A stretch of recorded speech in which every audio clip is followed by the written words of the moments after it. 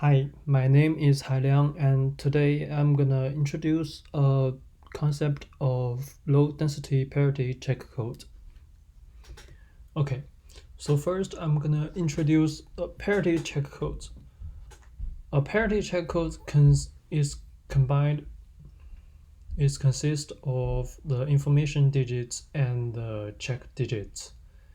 And for the check digits, each digit is a modular to summation of some specific set of information digits. For example, here x5 is a modular to sum of x1, x2, and x3. And for the 6-digit x6 is the modular to sum of x1, x2, and x4.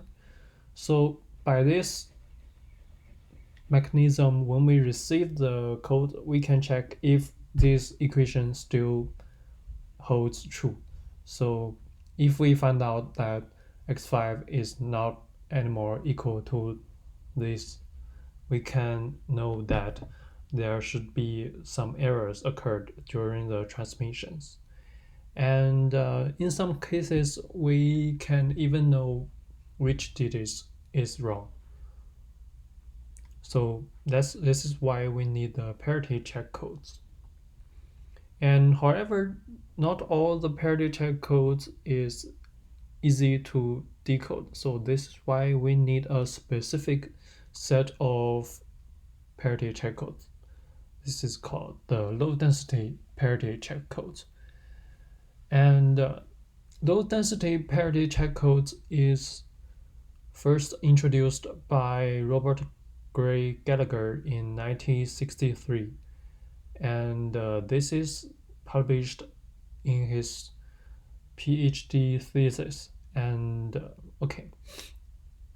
and why this is called a low density parity check code? This is because the matrix of the code contains mostly zeros and only a small number of ones.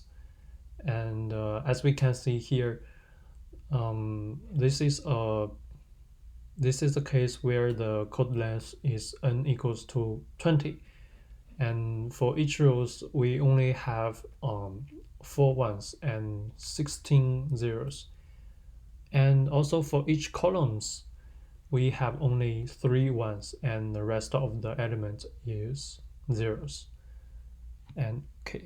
And also for the low density parity check codes, there are some easy implementing decoding schemes. So this is why we need it. And there are two major properties associated with an ensemble of the low density parity check codes. The first is about the minimum distance, and the second is about the probability of decoding error. The first concept is minimum distance of the member codes. So first, the definition. The minimum distance of the member codes means that this is the number of positions in which the two nearest code words differs. So let's take this picture as an example. So here we have 15 code words, and the number of position differs in the first and the second code words is 8. As we can see, the first 8 digits are different. However, these are probably not the nearest two code words. So the key is that we need to find the two nearest code and find the number of position that the bit are different. So for the minimum distance of the member codes, there are properties. The property is that over the ensemble, the minimum distance of a member code is a random variable, and this random variable has a distribution. The distribution can be overbounded. This means that the this random variable has an upper bound. And as published in Dr. Gallagher's paper, so for all the specific non-random procedures known for constructing codes, the ratio of the minimum distance to the code word length appear to approach 0 when the code length is increasing. And this can be shown in this figure. So here, n denotes the block length, or say the code word length. And as we can see here, this is the ratio delta jk. And as we can see, when the distance increased to n times delta jk, the cumulative probability reached to 1. This is almost like a step function. So this means that almost all the minimum distance of the member codes is less than n times delta jk. And the second concept is the probability of decoding errors. So of course, the decoding error depends on what kind of decoding method we use and what kind of channel we use. So as the paper of Dr. Gallagher published, he used maximum likelihood decoding for the binary symmetric channel. And his result shows that the decoding error decreased exponentially with block length. So here, since it's exponentially decreasing, we can see that if the code length is large enough, the code error should be goes to 0. And also this exponent is the same as that for the optimum code of slightly higher rate. And this is shown in this chart. And as we can see that the loss of rate associated with the low density codes is relatively really small. Here we have maybe 10% loss of rate, and here maybe even smaller. There are actually many different kinds of decoding algorithms for the low density parity check codes, and here we introduced one is often used. This is called the belief propagation algorithms. And in this figure, this is another representation of the parity check matrix we have seen before. So here, each node on the left represents 1 column in the parity check matrix. As we can see, there are totally 7 columns in the parity check matrix, and correspondingly, we have 7 nodes on the left, and these are called bit nodes. And on the right, these nodes are called check nodes. Each check node represents 1 row of the parity check matrix. So let's put the second row as an example here. So each edges here represents a 1 in the parity check matrix. For the second row, the x2, x4, x6, x7 are 1s. So here, the x2, x4, x6, and x7 are connected to the second check nodes. This is just another representation of the parity check matrix. And here are another associated concept with the belief propagation algorithms.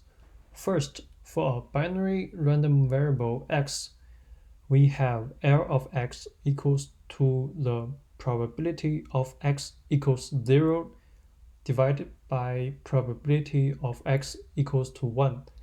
This is called the likelihood of x. And for the conditional likelihood, we say, given another random variable y, L of x given y is the probability of x equals 0 given y divided by probability of x equals 1 divided given y.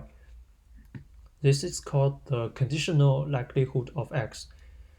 And instead of directly using the likelihood or conditional likelihood, we normally use the log likelihood and conditional log likelihood of x.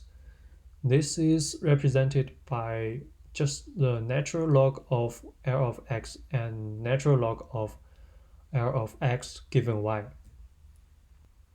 And by some improvement, it is shown that log of the log likelihood of x1 XOR x2 XOR and 2xl given y1, y2 until yl equals to log of 1 plus the product of tangent h of li divided by 2 over I from 1 to L divided by 1 minus the product of tangent h of li divided by 2. The I iterate from 1 to L, where Li is just the log likelihood of xi given yi. Okay, finally we can get to the algorithms. So basically this is iterative algorithms. So the messages just passed between the bit nodes and the check nodes. Here MBC denotes the message of the passed from the bit nodes to check nodes, and MCV denotes the message passed from check node to bit nodes. And initially, or say for the iteration number equals to 0, the message of the bit nodes is just MV. This is just the log likelihood of each bit node given the message received from the channel. And then this message is passed to check nodes. The equation is here. So for it, let's take the second check node as an example. So for the second check node, MCV is just the log of 1 plus the product of tangent h of MVC divided by 2 over 1 minus the product of tangent h of MVC divided by 2. And here, the set of V is just all the vertices that connected to the second check node. This is just vertex 2, 4, 6, and 7. And then for the next iterations, the message of bit nodes is updated by the summation of all the message of the check nodes that's connected to some specific bit nodes. So here in each iterations, the message of the bit nodes and the check nodes just get updated and bouncing back and forth.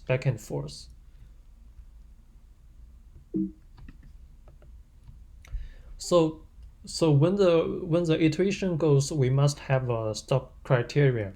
So there are basically two stop criteria.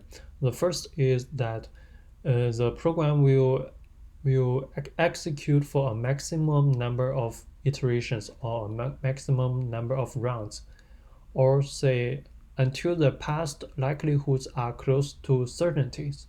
So whichever of these two criteria comes first, the program will stop. And how do we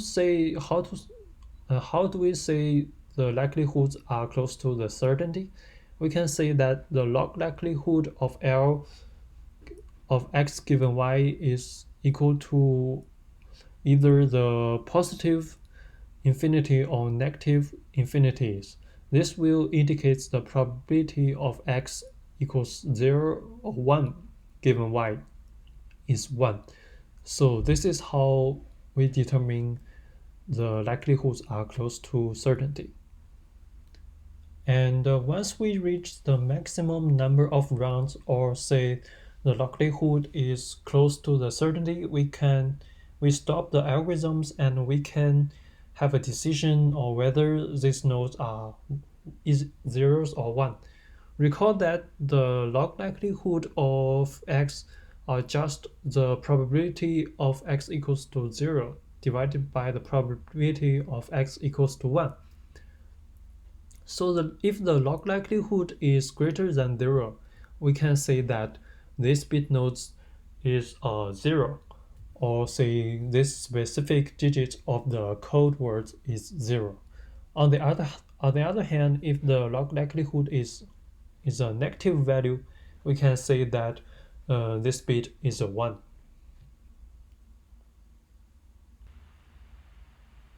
And here, this is a MATLAB simulation of layered belief propagation decoding I found from the website.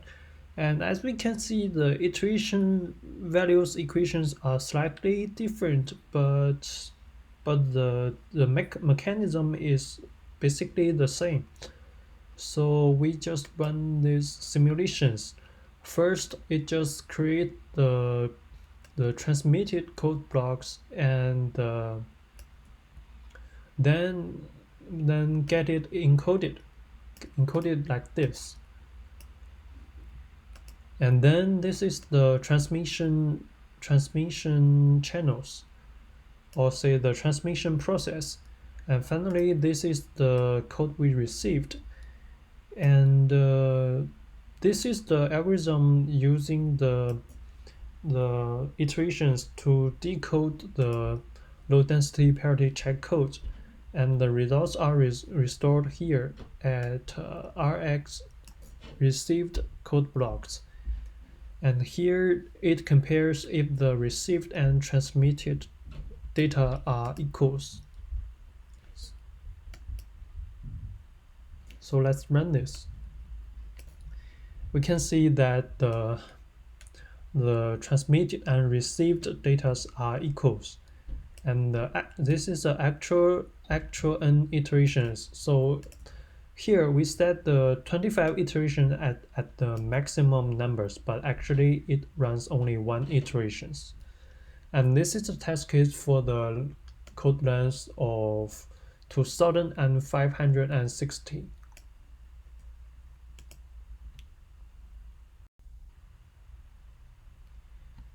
So this is basically what I want to talk about. So these are the reference I used. So the first one, thanks to the low density pair check code YouTube videos. I use these videos to get to know what low density pair check code is. And thanks to this book, An Introduction to LDPC Codes, this is how I figure out the decoding process. And thanks to Dr. Gallagher's paper, this is one that brings this idea to the world. And lastly, I want to say thank you to professors. I really enjoyed taking your course. From last semester in 601 to this semester 647, you are willing to you are very patient in answering our questions, and sometimes you talk jokes, and I really like the method you are teaching, and some of the concept in the course is actually very interesting, and sometimes makes me very exciting to learn. Thank you.